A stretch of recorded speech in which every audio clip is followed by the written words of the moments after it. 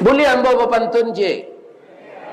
Payo kumbuh koto suliki, koto nampe di tepi bukit, disuuk koto nanggadang, tampak nandari gunung sago.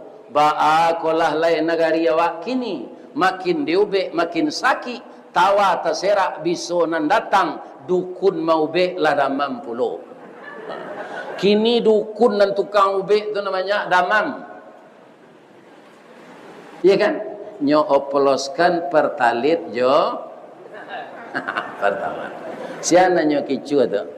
Rakyat inyo, rakyat kola morat marit idui nyo yo perlu jonda kepai kerajo. Iya kan? Tapi mesinnya cair, membalinya mahal, minyaknya palsu.